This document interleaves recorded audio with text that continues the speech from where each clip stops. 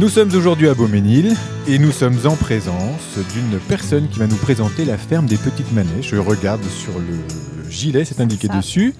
Bonjour Maxime. Bonjour Pascal. Et bonjour à vous. On vous laisse vous présenter s'il vous plaît. Oui, donc bonjour à tous les deux. Donc moi je m'appelle Réjeanne. J'ai bientôt 34 ans.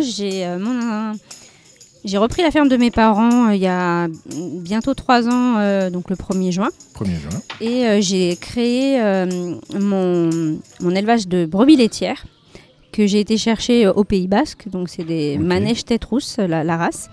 Et donc j'en ai à peu près 80 actuellement. Je vais monter à 120 dans grand max 2 ans. Et donc voilà, donc je produis tous mes fromages à la ferme et je revends sur les marchés et les foires annexes. Vous avez dit 120 max, c'est vos infrastructures qui permettent d'en avoir 120? Oui, c'est ça. Oui. Okay. Oui, parce qu'après la charge de travail aussi derrière, parce que moi je suis toute seule sur l'exploitation. Mon conjoint est salarié agricole à l'extérieur, donc faut arriver à tout gérer après. Donc voilà. Et vous avez trouvé du temps pour vous libérer pour être aujourd'hui à Beauménil. C'est ça. Bah oui, parce qu'à la base, j'étais prévue sur un autre marché que je fais quotidien le dimanche matin. Et quand il y a des journées comme ça, c'est bien aussi de voir autre chose et de me faire connaître aussi différemment que sur les marchés. Donc, faut en profiter. Sur quel marché vous êtes le dimanche? À Villers-en-Ouche. Okay. Villers-en-Ouche, il n'y a pas la mer là-bas? Non.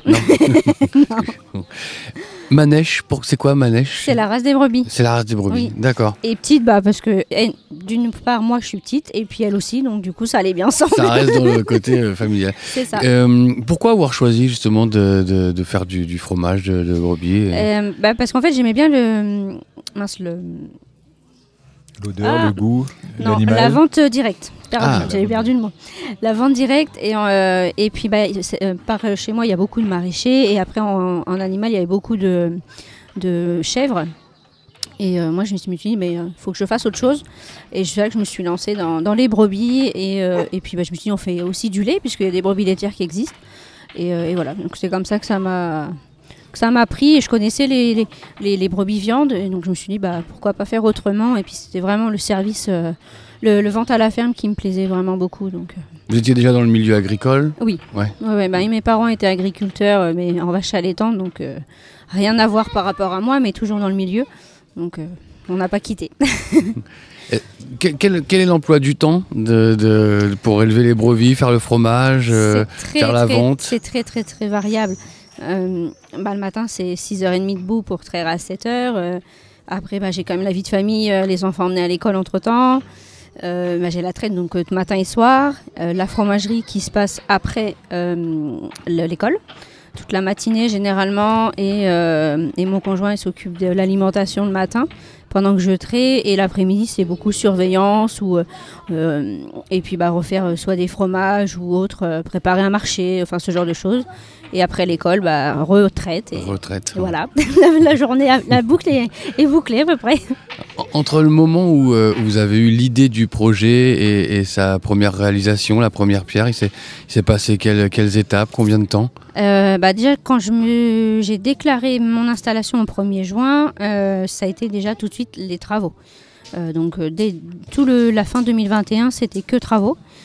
J'ai commencé seulement à vendre et à produire qu'en mars 2022. Et après, le temps que ça s'enchaîne et que je voie un peu l'évolution des brebis, comment elles s'acclimatent avec ici, et puis moi aussi avec les produits, arriver à faire ce que je voulais, mes attentes, et puis satisfaire les clients derrière, voir un peu les retours pour justement évoluer dans le bon sens et vers les clients qui ne connaissent pas en fait. Et justement, le retour des clients, c'est comment là? Ça marche bien l'activité? Je suis très étonnée parce que vu que c'est vraiment pas commun d'en avoir par ici, et j'ai quand même de bons retours positifs en disant je m'attendais pas à ça parce que forcément quand je leur dis que c'est comme l'Osso Irati du Pays Basque, c'est les mêmes brebis sauf que moi j'ai pas l'appellation et qu'on me dit oui en fait effectivement ça n'a rien à voir avec ce qu'on peut trouver ou ce qu'on peut acheter dans soi-disant local ou autre quoi, et donc des retours assez positifs. Ouais. Au niveau sanitaire, on sait que faire tout ce qui est alimentation, c'est assez légiféré, c'est compliqué. Ouais, comment ça se contrôle. Ouais. Oui, beaucoup de contrôle, beaucoup d'administration. Et Et ouais, non, c'est vraiment un cahier des charges assez comment dire, ponctuel et très carré, quoi. Enfin, beaucoup de contrôles et pas droit à l'erreur. Aujourd'hui, vous faites la vente à la ferme, mais est-ce qu'il y a aussi des points de vente dans lesquels on peut retrouver vos produits? Alors, je commence de cette année certaines épiceries qui m'ont connu par le bouche à oreille, donc ils viennent à moi cette année pour justement travailler dans les restaurations, dans les épiceries fines. En fait, je commence seulement là depuis cette année à me faire connaître sur les épiceries. D'accord. Vous rayonnez sur certains marchés, vous avez dit tout à l'heure? Oui, j'en ai 3 à la semaine, oui. 3 à la semaine? Oui. Quelle ville vous faites? Donc mardi matin à Montreuil-l'Argilé, le vendredi après-midi à Chaise-Dieu-du-Teil, c'est du côté de l'Aigle, et le dimanche matin du coup à Villers-en-Ouche. Tout à l'heure, vous avez dit, donc vous avez repris l'exploitation de vos parents, vous avez dû faire des travaux.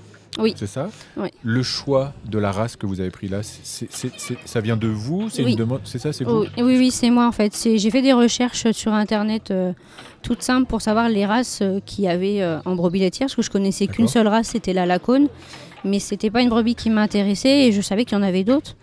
Et donc à force de rechercher, j'ai trouvé celle qui me plaisait déjà visuellement sur l'écran. Et j'ai dit, il faut que j'en trouve pour en trouver en vrai, voir si mon choix visuel correspond vraiment à mes attentes au réel.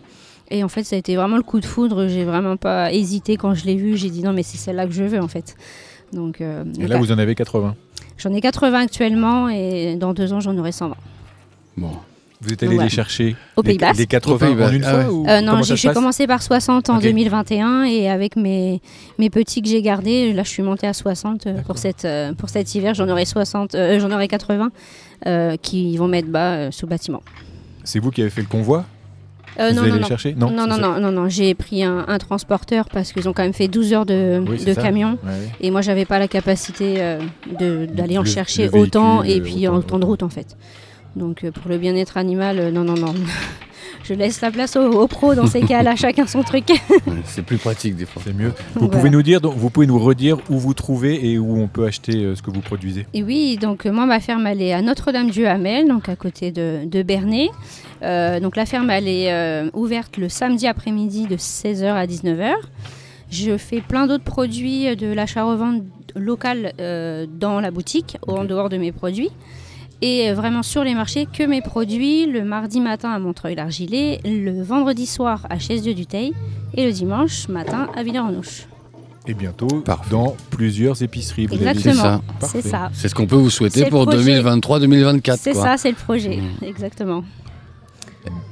Pour moi, c'est bon. Est-ce qu'il y a quelque chose qu'on n'a pas abordé qui vous semble important? Je pense qu'on a fait le tour. On a fait le tour. Ouais. C'était pas trop dur finalement. C'était pas trop dur, non, ça va. Merci beaucoup d'avoir accepté. Je passe bientôt à la télé en plus, alors il faut que je m'habitue. Mardi, je fais France 3. Qui viennent chez vous regarder? Non, c'est moi qui vais chez eux à Caen. Je vais faire l'émission Vous êtes formidable. D'accord. Je ne connais pas. C'est quoi comme type d'émission? C'est une émission qui est des petits reportages en fait. Qui passe le matin sur les coups de 8h, je crois. D'accord. Et donc voilà, c'est eux qui sont venus me chercher par le bouche à oreille aussi. Alors c'est bien, ça va vous faire de la promo. Mais c'est ça. Donc voilà, il faut que je m'habitue aux interviews maintenant. Voilà, c'est ça, la nouvelle vie, c'est que ça commence. C'est ça. Félicitations et puis bonne continuation. Et puis le bébé aussi qui arrive. Les nouvelles choses du 2023, c'est tout ça. 2023. Ça va en faire des activités, ça. Bon courage pour tout ça. Merci d'avoir pris quelques minutes avec nous. Il n'y a pas de souci. Merci. Et bonne à fin vous. d'après-midi sous le soleil en plus. Bah ouais, il est arrivé, on va en profiter. Merci bien. Au revoir. Au revoir.